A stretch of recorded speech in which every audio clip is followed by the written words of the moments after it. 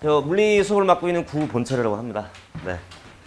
저기 뭐 지루화시킬 테니까 저는 그냥 간단히 그냥 짧게 이제 물리 학습법 하고요. 그다음에 학원에서 어떻게 이제 수업하는지만 간단하게 그냥 설명을 드리겠습니다. 저는요. 일단 그거 이제 드리기 전에 뭐 비슷한 이제 맥락이긴 한데 이제 물리 같은 경우에서 가장 필요한 게 이제 뭐 제가 봤을 때는 이제 요 내용이라서 이제 어머님한테 소개를 하는데요. 그 하버드 이제 심리학과에서 이제 공부 잘하는 애하고 이제 못하는 애가 무슨 차이가 있는지 이제 조사를 해봤었나 봐요.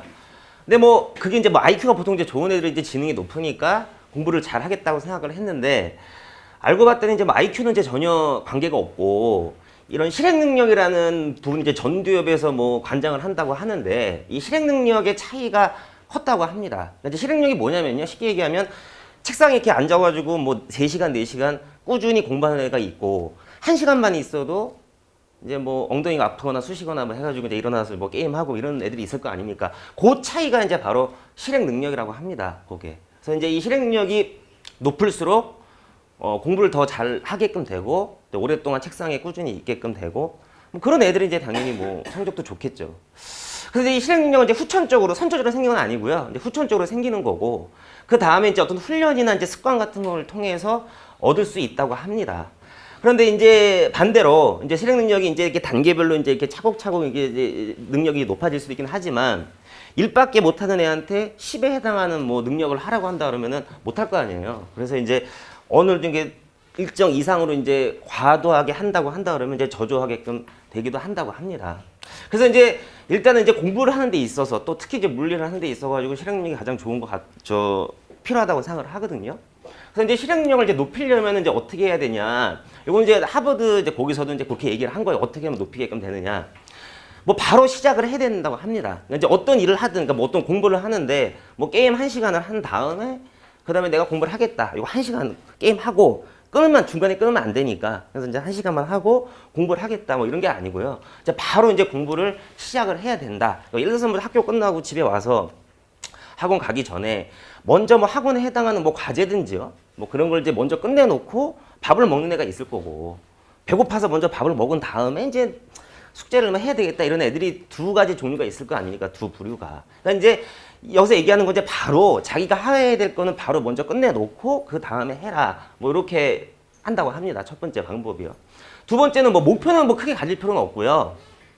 뭐 내가 한 문제만 하겠다. 내가 공부를 한다 그러면 내가 오늘 뭐 100개의 단어를 외우겠다. 100개의 문제를 풀겠다. 뭐 이게 아니고 자기한테 맞는 그러니까 이제 뭐 내가 10문제만 풀어보겠다. 또는 뭐 한 문제만 풀어보겠다. 이렇게 이제 목표를 작게 가져야 이제 이렇게 단계별로 실행 능력을 높일 수 있다고 합니다.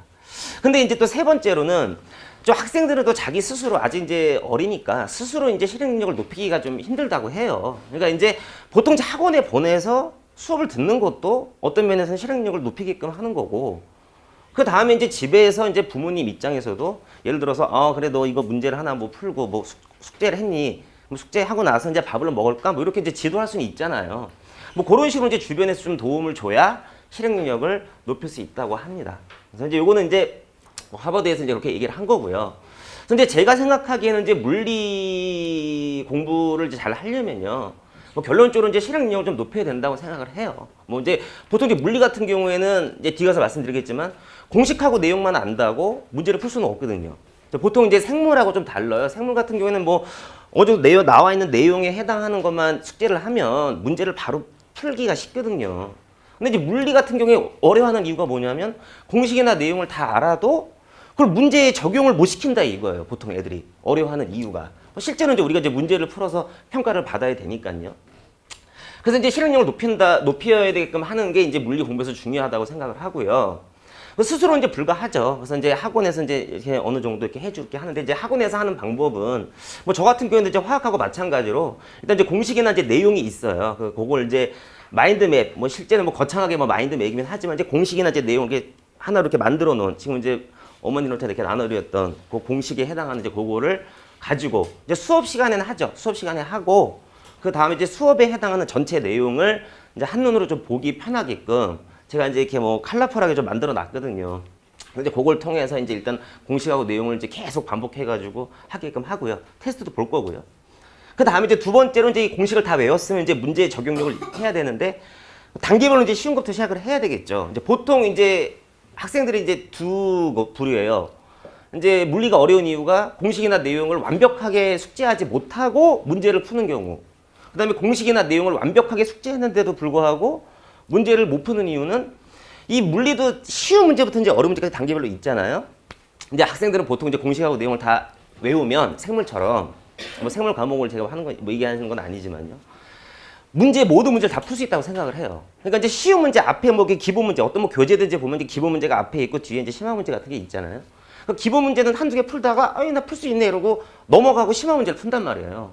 그러면 당연히 풀리질 않죠. 그러니까 이제 공식이나 내용을 완벽하게 숙지했다고 하더라도 바로 단번에 어려운 문제를 풀 수는 없는 거거든요. 이것도 이제 단계가 필요해요, 문제 자체도. 그러니까 이제 쉬운 문제부터. 쉬운 문제라고, 나 이거 다 풀 수 있으니까 나 이건 안 풀겠지. 그건 아니거든요. 그러니까 이제 쉬운 문제라도 뭐 10문제든지 20문제든지 반복해서 일단은 풀어봐서 공식이나 내용을 거기다 이제 적용시킨 다음에 그 다음에 이제 심화적인 이제 문제. 예를 들어서 뭐 수능 교육청 문제든지 이제 그런 거를 이제 풀 수 있으니까 이제 학원에서는 이제 그렇게 단계별로 좀 시킬 거고요. 그 당연히 이제 일정 시간 이제 반복해가지고 해야 된다. 그래서 이제 이렇게 하면은 물리 공부 잘 할 수 있을 겁니다 아마.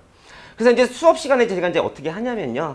일단 공식에는 이제 내용을 이제 숙지를 시키거든요. 이제 마인드 맵이라고 해가지고 이제 지금 이제 나눠드린 거가 있는데 이제 역학 부분이 가장 어려워요. 뭐 역학만 어려운 건 아니지만 그래서 이제 이렇게 제가 이제 뭐 단원에 해당하는 거로 이렇게 보통 이제 한 단원에 한 2개 정도나 이제 3개 정도 이렇게 박스가 있어요. 그래가지고 이제 요걸 가지고 평상시에 자기가 조금 숙지를 좀 하고요.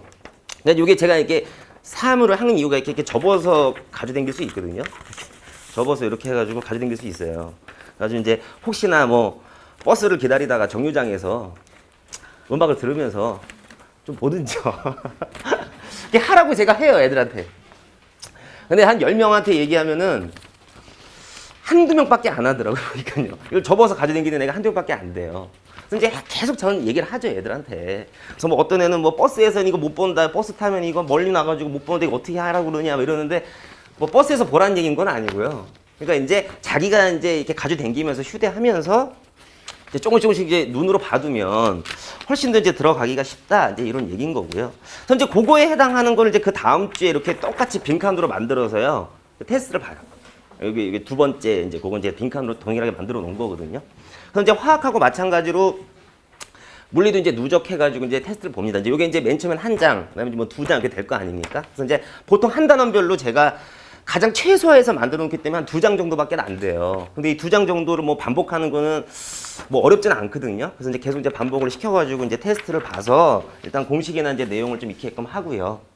그래서 누적 테스트를 이제 볼 거고요. 그다음에 이제 확인을 하고 이제 재시험 뭐 통과가 안 됐다 그러면 재시험을 볼 거고, 그다음에 이제 저희 이제 학원에서 이제 그 결과를 이제 부모님한테 이제 카톡으로 이제 발송을 하게끔 해서 이제 그게 피드백을 받게끔 합니다. 그럼 이제 마지막에 이제 문제 연습을 이제 기초부터 이제 심화까지 이제 이렇게 시킬 거고요.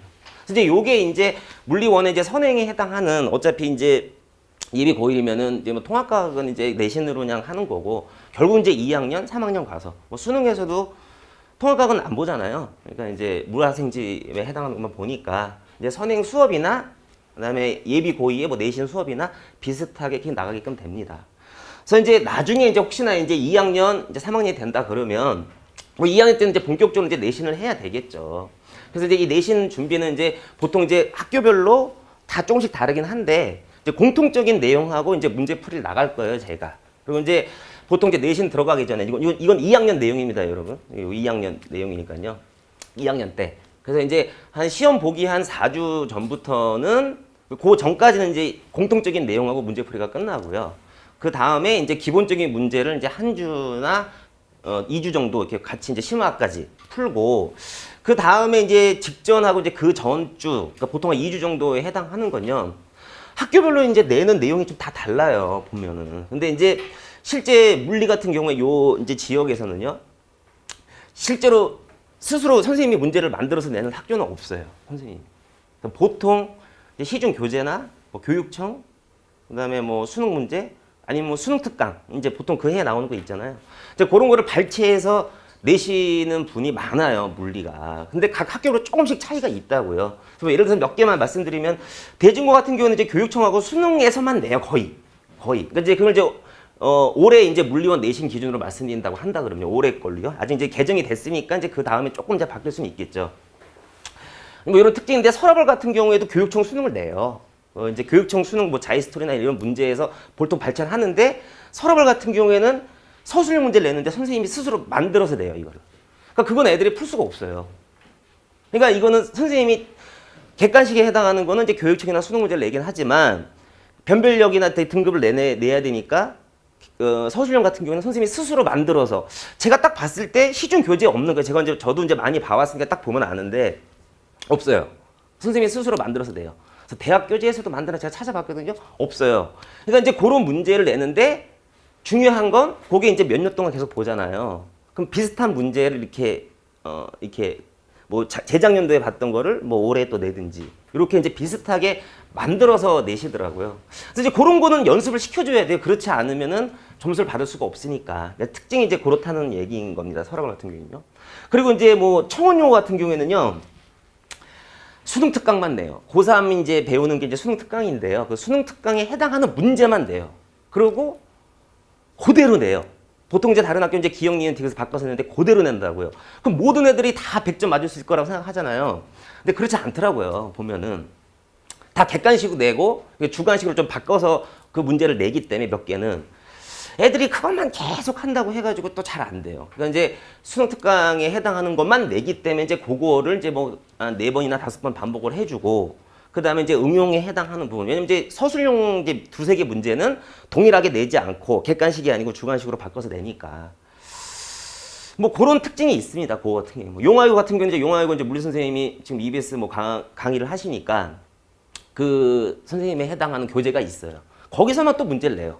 그러니까 이제 각 학교별로 다 특징이 있기 때문에 아마 2학년 내신은 이제 제가 그 특징을 맞춰가지고 이제 애들한테 나중에 이제 첨삭을 개인적으로 첨삭을 해주든지 그렇게 이제 진행을 하거든요. 그렇게 이제 좀 참고로 이제 알고 있으면 될 것 같고요. 이제 뭐 3학년 때 뭐 수능 뭐 요거는 뭐 이렇게 그냥 진행이 된다라고 그냥 제가 그냥 요거로만 이제 말씀을 드리겠습니다. 그래서 뭐 물리는 요령은 없어요. 물리를 얼마큼 잘해야 되냐? 빠른 단기간 내에 쉽게 또는 할 수 있는 방법은 솔직히 없습니다. 그러니까 이제 공시나 내용을 숙지를 하고 기본 문제부터 차근차근 시작을 해야 자기한테 숙달이 되게끔. 그래서 이제 보통 이제 졸업한 애들 이제 제가 이제 만나고 한다 그러면요, 걔네들 이제 얘기를 하더라고요. 물리가 처음 했을 때 되게 어려운데 이제 학원에서 도움도 받고 이제 자기 스스로 공부를 하고 어느 정도 이렇게 보이지 않는 선이 있는데 그 선을 이렇게 넘어가면 하기가 수월하다고 하더라고요.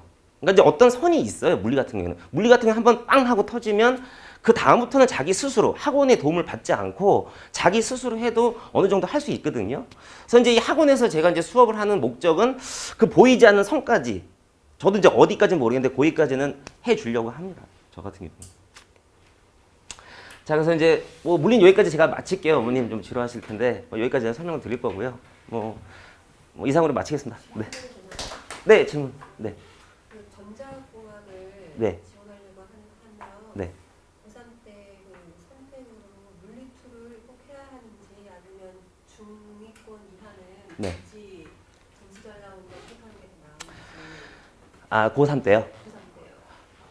일단은 제가 말씀드릴 때 툴을 고3 때 선택할 때는요. 일단 인원수가 많은 걸 선택을 하셔야 돼요. 인원수가 많은 거요. 보통 이제 올해 같은 경우에도 이제 투 과목이 있는데 뭐 예를 들어서 뭐 어떤 학교 뭐 서울 같은 경우에 뭐 화학이 뭐 예를 들어서 뭐 80명, 물리가 30명. 그러면 1등급 받기가 화학이 쉽잖아요. 30명 내에서 4%가 1등급인데 4, 30이면 한 명 받는다는 얘기인 거거든요. 30명밖에 안 된다고 한다 그러면 그럼 아무리 자기가 물리가 좋다고 하더라도 물리 하고 싶은데 3학년 내신이 보통 40에서 50% 정도 비중을 차지하니까 아무래도 인원수가 많은 거를 선택하는 게 좋겠죠. 근데 이제 인원수가 비슷하다고 한다 그러면 자기가 원하는 거 물투나 뭐 이런 거를 하면 좋은 거고요. 근데 보통 이제 그러면 전자학과 가는데 물리투를 반드시 선택해야 되느냐? 서울대나 이제 보통 이제 상위권 대학은 이제 그거를 좀 반영을 해서 봐요. 근데 이제 그 상위권보다 이제 중 정도 되는 학교는 그렇게까지 영향은 없습니다. 별로. 서강한 이상이면은 네. 신경을 써야 그렇죠. 네. 이하면 그렇게 반영을 잘 안 해요. 나오는 걸 선택하는 그렇죠. 네. 그래서 이제 보통 이제 그 위쪽 상위권의 대학이나 이제 중상위권 대학을 하시려면 그 가는 과 있잖아요. 과에 맞춰서 이제 툴을 좀 선택을 고려를 좀 해보셔야 될 거고요. 그냥 그 미치면은 많은 영향은 없습니다. 네. 자, 여기까지 마치겠습니다.